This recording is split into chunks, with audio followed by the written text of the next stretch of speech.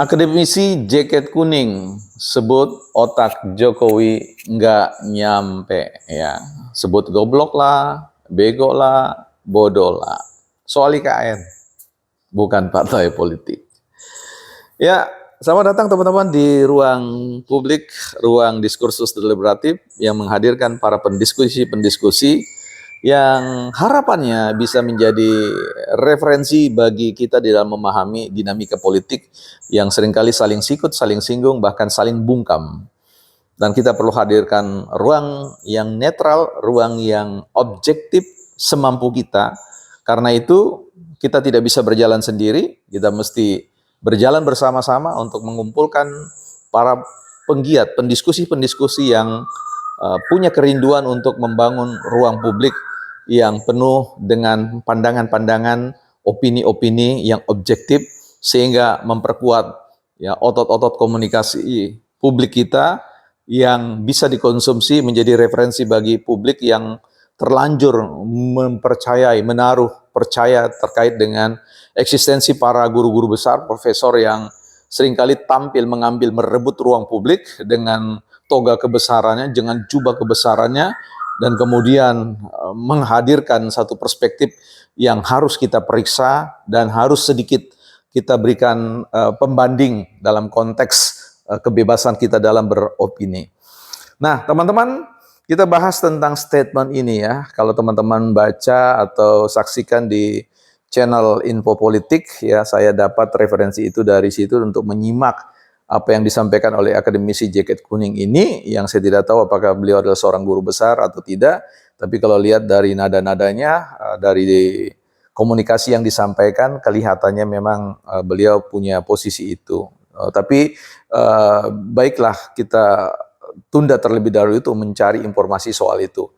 Nah, sekarang kita akan masuk dalam konteks statement yang disampaikan oleh beliau tentang keberadaan Jokowi dan ibu kota negara. Ketika kita berbicara tentang konteks ibu kota negara, ya, yang dikatakan bahwa proyek ibu kota negara itu merupakan sebuah proyek yang disebut sebagai sebuah proyek reaktif, ya, kebijakan reaktif yang menurut saya ini sulit untuk dinalar secara logik ya.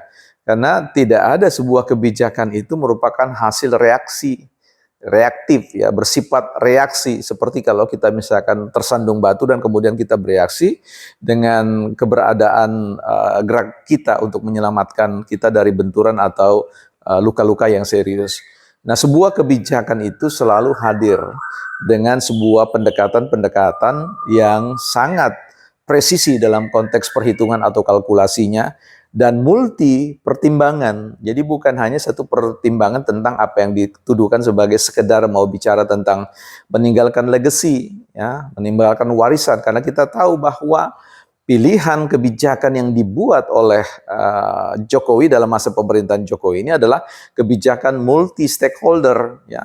Dan kita tahu dari jejak sejarah Presiden Republik Indonesia Insinyur Soekarno sudah menghadirkan gagasan tentang pemindahan ibu kota negara itu yang kemudian disambut dan terus-menerus diproblematisasi, terus-menerus dipercakapkan sampai pada titik tertentu bertemu dengan sebuah impian untuk membangun Indonesia yang maju, Indonesia emas, sehingga ya salah satu variabel, salah satu instrumen yang ingin dihadirkan untuk percepatan capaian tentang pembangunan Indonesia emas itu menghadirkan transisi pemerintahan. Oleh karena daya dukung support system pemerintahan Jakarta itu dianggap tidak mencukupi atau memadai hadirnya apa disebut dengan strong nation atau strong state, ya. Jadi bukan lagi sebuah negara yang gagal atau negara yang lemah, ya, weak state atau failed state. Nah, disinilah kemudian kita bisa menimbang bahwa ada problem serius dari para akademisi kita ini, terlebih ketika kemudian mengevaluasi kinerja IKN ini dari perspektif hanya satu perspektif atau parsial perspektif, ya. Tidak hadir dalam suatu analisis yang komprehensif. Mungkin karena persoalan keterbatasan sumber daya lah atau apa. Karena sekali lagi untuk menghadirkan suatu analisis yang tingkat presisinya tinggi, maka ia harus didukung oleh super sistem informasi yang baik. Nah, kelihatan akademisi-akademisi yang berbicara, mewakili keprihatinan-keprihatinan sangkaan itu tidak ditopang oleh sistem data yang baik, sehingga analisis yang dikatakan justru kebalikan, analisis reaktif, bukan analisis responsif. Semenjak saya menonton dari awal sampai akhir, saya tidak melihat bahwa ada satu data yang disampaikan. Selayaknya kami orang-orang administrasi publik atau kebijakan publik selalu menghadirkan perspektif-perspektif analisis yang harapannya disupport oleh data-data atau support sistem data itu sangat penting dalam konteks menarik satu kesimpulan. Nah, yang saya persoalkan ini adalah bukan hanya bicara tentang ekspektasi publik terkait dengan seorang akademisi pada tingkat level, bukan hanya buat kompetensi knowledge-nya, tetapi kompetensi attitude-nya.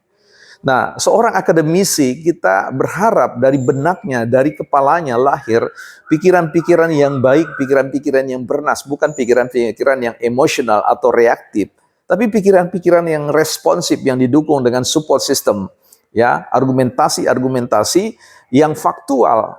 Nah, kalau berbicara tentang kesulitan yang dihadapi oleh Jokowi di masa transisi, di masa dimisionernya ini, itu mau berbicara tentang bahwa transisi kepemimpinan ini bukanlah transisi kepemimpinan yang sifatnya zero zoom, ya, artinya setelah selesai habis. Tidak, ini adalah keberlanjutan yang masih akan terus bergulir dalam dinamika masalah yang sedang terus-menerus menerjang isu IKN.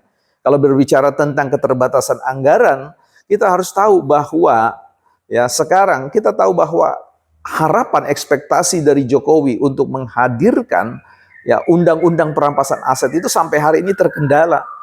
Ya, karena apa? Kemauan ya dari parlemen, dari penunggu parlemen itu ya, yang merupakan representasi dari masyarakat itu tidak kunjung punya keinginan untuk menuntaskan undang-undang perampasan aset, yang artinya membuka potensi bahwa ribuan triliun itu akan lenyap dalam tahun-tahun yang berjalan, sehebat apapun seorang presiden memerintah. Karena sekali lagi bahwa ini bukan bicara tentang kekuasaan di tangan seseorang, tapi kekuasaan di tangan multi stakeholder. Nah, karena itu ketika akademisi-akademisi menghadirkan satu opini-opini publik, kita berharap dia hadir dengan dukungan-dukungan support sistem data, sehingga publik itu dicerdaskan, ya, diberikan argumentasi-argumentasi yang bisa dia menalar bahwa memang membaca suatu transisi IKN itu tidak semudah yang dipikirkan. Ya, bahwa memang semua pada awalnya berjalan bersama, tetapi di tengah jalan karena dinamika politik yang sering menikung, sering berbalik arah secara tidak disangka-sangka, inilah yang menjadi ya sedikit ya menurut saya ada goncangan-goncangan, hambatan-hambatan yang juga saya masih percaya bahwa itu bisa diatasi dengan berbagai pendekatan-pendekatan kebijakan yang ada. Kita bisa bayangkan ya 300 triliun itu hilang hanya dari sektor timah. Nah, ini bisa bayangkan kalau 300 triliun itu dialokasikan di pembangunan ibu kota negara, kita akan lihat ya munculnya bangunan-bangunan infrastruktur yang spektakuler dari sektor timah saja, belum pada sektor tambang yang lain, emas, batu bara, minyak ya, dan kekayaan laut yang masih quote ya, kalau kita lihat data-datanya itu digarong sedemikian rupa sehingga Indonesia ya kelimpungan dengan support sistem pendanaan dalam membangun negara. Nah, ini yang harus diperbaiki. Apalagi kalau sekarang konflik di Senayan itu kan kita lihat begitu hebat. Abai terkait dengan siapa? Ya, pemegang mayoritas, pemberi pengaruh mayoritas di parlemen. Nah, tetapi kemudian semuanya disalahkan kepada Jokowi, yang dianggap oleh akademisi jaket kuning itu ya goblok lah, bego lah, dan sebagainya. Dan bahkan dipandang menularkan kebegoan itu, kebodohan itu, kedunguan itu kepada orang-orang di sekitarnya. Nah, ini menurut saya adalah sebuah pandangan atau opini yang quote adalah pandangan dari diksi-diksi keranjang sampah. Nah, kita berharap mudah-mudahan akademisi-akademisi ini di semua institusi pendidikan ini bisa mengedukasi masyarakat dengan bukan hanya bicara tentang persoalan kepentingan kelompok tertentu, ya, tapi dengan menghadirkan wawasan yang seimbang dan tentu apa yang disebut dengan attitude. Little attitude, big make difference. Satu sikap yang baik akan membuat perbedaan yang besar. Apalagi seorang akademisi yang sudah punya level pemberi pengaruh yang sangat disegani di masyarakat. Yuk, kembali kepada track membangun komunikasi deliberatif yang berdasarkan pada nalar yang sehat, logika dan tujuan hati nurani yang baik, bukan partai politik.